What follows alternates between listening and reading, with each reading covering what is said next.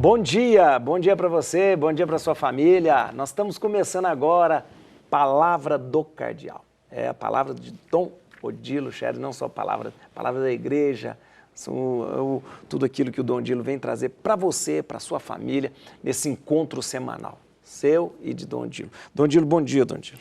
Bom dia, Padre Juarez, e bom dia a vocês todos, um bom domingo a todos vocês. E neste domingo nós queremos começar falando do sábado. Isso mesmo.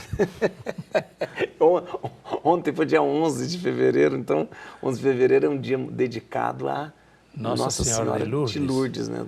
E como estamos no ano mariano nacional, é interessante a gente ir refletindo sobre os títulos marianos, que são títulos ligados a circunstâncias históricas, momentos na vida da igreja, devoções ou então afirmações de verdades de fé sobre Nossa Senhora, momentos da vida de Maria e de Jesus.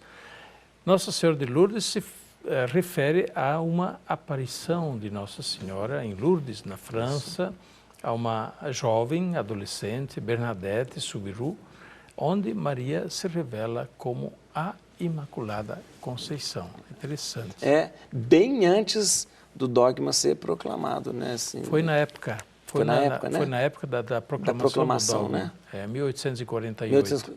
Depois o dogma foi proclamado em 1800. Foi nessa época. Nessa mesma época, justamente, havia discussões. Porém, desde muitos séculos antes, Maria era já chamada, reconhecida como a Imaculada, né?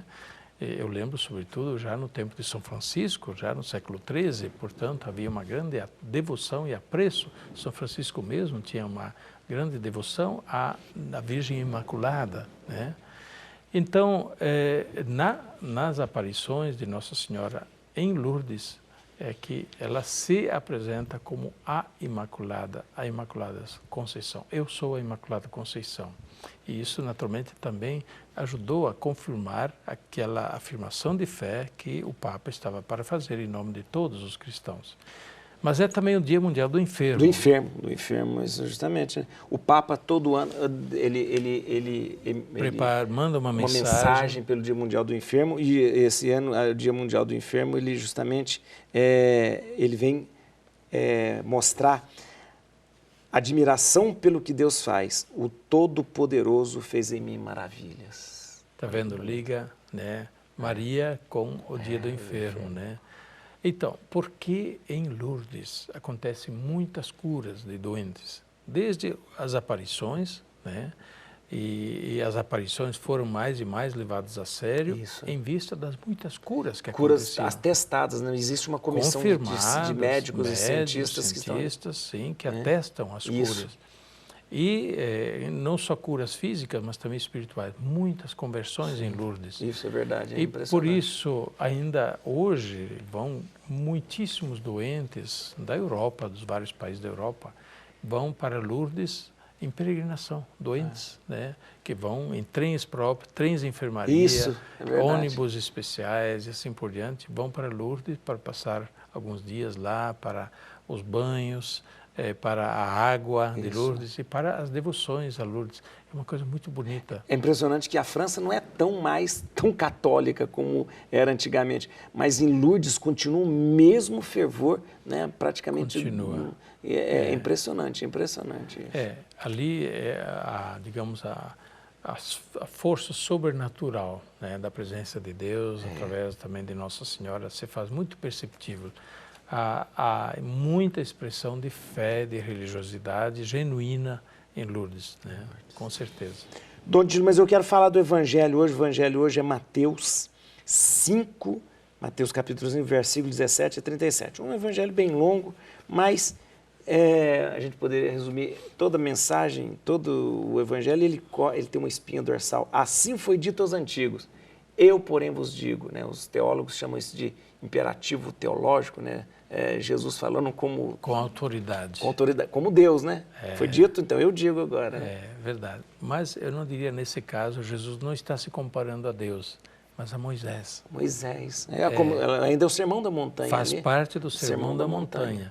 Ouvistes o que foi dito aos antigos. Nesse caso, é a tradição de Moisés, na Torá, né? Os livros de Moisés, Deuteronômio, mesmo o Êxodo, Levítico e assim por diante, Números, mas também na tradição dos povos pagãos, porque os 10 mandamentos não são totalmente originais. Sim. Uma boa parte daquilo que se diz nos 10 mandamentos já é também da tradição dos povos pagãos, circunstantes do ambiente cultural ali da Mesopotâmia, assim por diante, do Oriente Médio, da região. Então, os 10 mandamentos recolhem a sabedoria da fé traduzida em termos morais, né? Porém, acontece que ao longo da história, então, os mestres da lei, que eram os teólogos, que eram os doutores da lei, eram os teólogos, os que faziam a doutrina, que traduziam em miúdos, digamos assim, os 10 mandamentos. Tinham imposto muitas leis rituais, leis menores, tinham de alguma forma, muitas vezes também distorcido aquilo que era originário nos 10 mandamentos e na palavra de Moisés.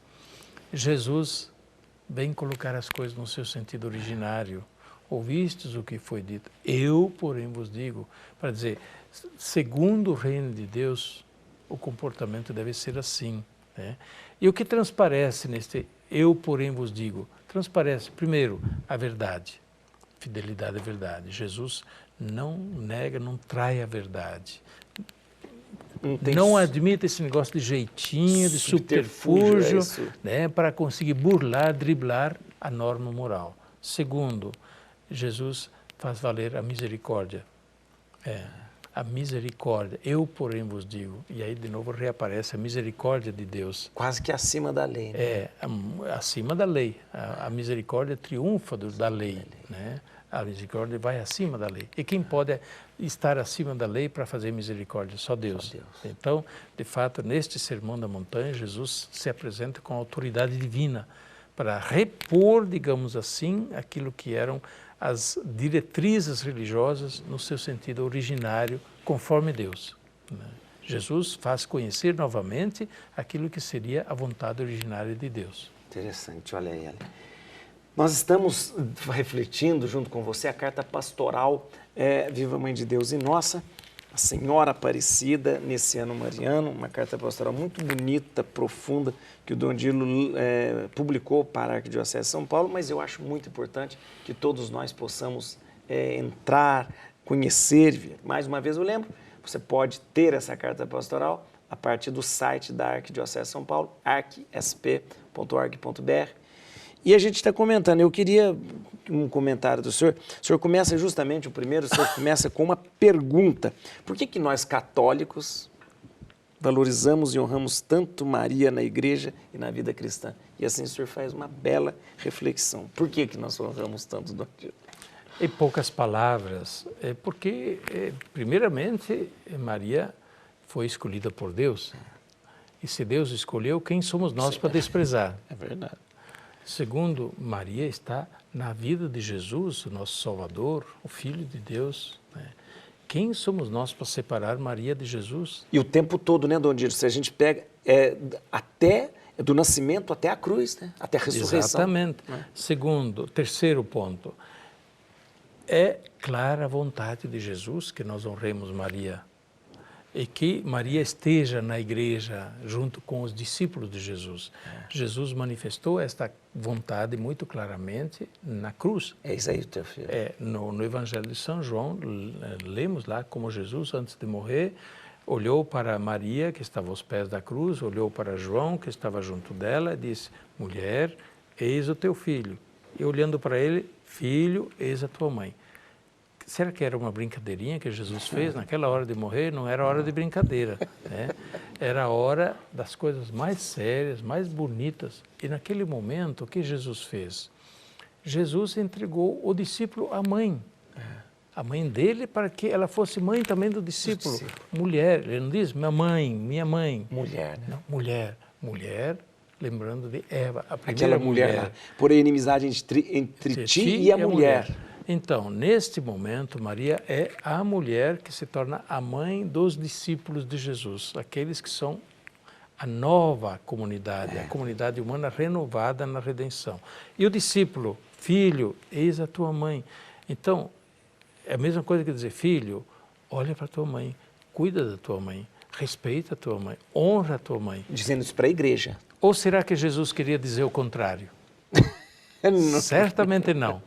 Jesus não queria dizer naquela hora, filho, não respeite sua mãe, desonre sua mãe. Não ame sua mãe. Não ame sua mãe. Jesus não queria dizer isso. Então, vale interpretar positivamente o que Jesus queria. Por isso, nós católicos queremos tanto bem a Nossa Senhora. E não é de agora. Né? A igreja reconheceu isso bem no início da igreja, né? Vem desde a tradição apostólica. Isso. Né? Porque, mais um momento, veja, quando a igreja nascia em Pentecostes, lá Maria está estava lá. Maria de novo, lá com meio dos discípulos. Isso. Ela faz parte da comunidade da igreja. E assim ela continua a fazer parte da comunidade da igreja. Ela não está acima da igreja. Ela é parte da comunidade da igreja. Ao mesmo tempo, a mãe da igreja, que acompanha com um zelo maternal, com carinho maternal, os discípulos de Jesus, como sendo os seus filhos também. Que beleza, Dom Dilo, vamos terminando. O senhor vai nos dar a benção. Semana que vem a gente encontra mais e tem mais reflexão para a gente fazer sobre essa carta pastoral tão bonita. Pois não. Convido a ler a carta pastoral. Quem estiver interessado pode achar facilmente no portal da Arquidiocese de São Paulo, arqui.sp. Melhor, não tem ponto, tem né? ponto. Arqui.sp. arqui.sp.org.br. Que Deus abençoe a todos, tenham todos uma boa semana. A bênção de Deus Todo-Poderoso, Pai, Filho e Espírito Santo, desça sobre vós e permaneça para sempre. Amém.